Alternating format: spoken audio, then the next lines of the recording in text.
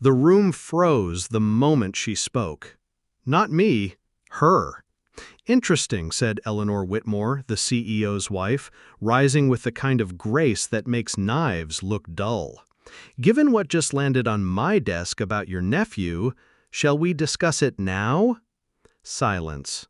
Real, bone-deep, suffocating silence. Across the oak dinner table, my husband's aunt's mouth clamped shut mid-sneer. My mother-in-law's champagne glass trembled, her laugh swallowed like acid. I didn't blink. I didn't need to. The work was already done. 2. The setup. Love isn't blind, it's drugged. When I met Daniel, I thought I'd finally stepped off the battlefield. No more hustling to prove myself, no more boardroom daggers and designer suits, just peace. A man who loved my mind and made coffee with cinnamon when I had deadlines, who touched my shoulder in meetings, proud like I was his trophy. I mistook possession for pride. My mistake. His family? Vultures in pearls. They smiled with tight lips and asked about real children because I was adopted. When I got my promotion to executive director, they clapped like they were at a funeral. But I let it go. For Daniel. Until I learned what he really thought of me. 3. The discovery. A slow, sharp slice. It started with a slip. A friend of his, drunk, careless, called me a great climb. Not climber, climb, as in someone used to get somewhere else. I laughed it off, but I stopped sleeping. I started watching. Daniel's late nights at strategy meetings always aligned with my board presentations. His praise felt rehearsed, the praise of someone investing in optics, not a person. Then I found the emails. Not love letters, worse. Cold, transactional emails between him and a VP at a competitor firm. About me, my salary, my department's quarterly reports. They called me the inn. I was the pipeline. A wife, yes, but also an access point. He was feeding them data, quietly, strategically, selling pieces of me like he owned them. 4. The shift. The knife I forged. I didn't scream, didn't cry. I wrote him a check for the exact amount of silence he thought I'd bought with love. And then I went to work. Step 1, document everything. Metadata, file access, IP addresses. I built a clean, unbreakable trail. Step 2, secure my position. I met with the board.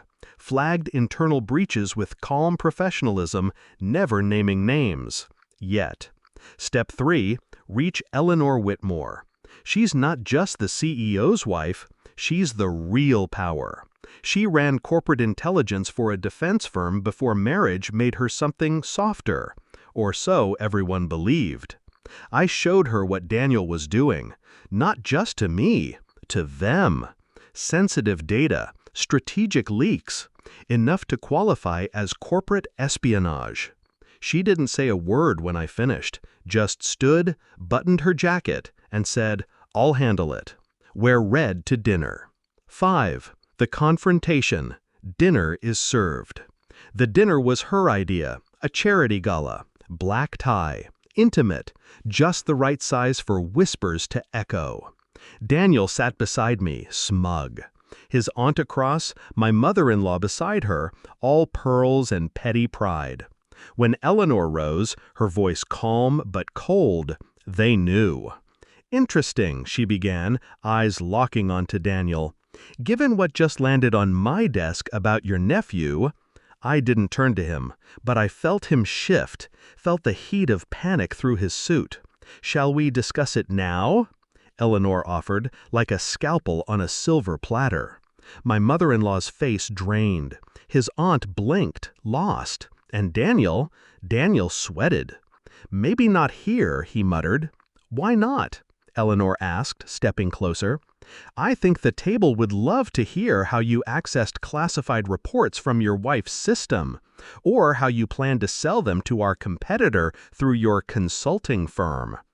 Auntie gasped. Champagne spilled. I turned, finally, to Daniel. "I warned you not to mistake proximity for ownership," I said quietly. He opened his mouth. Then security entered. 6. The payoff. What I left behind. The headlines hit the next day. Whitmore exec implicated in data leak scandal. He was indicted within the week. Me? I got promoted again. The whispers changed. No one asked about standards now. Only silence followed when I entered rooms. Respect. Fear. Both tasted the same to me. As for his family, they never reached out. Not after I sent back every gift they'd ever given me, wrapped in black ribbon. In the end, revenge didn't look like screaming. It looked like silence. Stillness.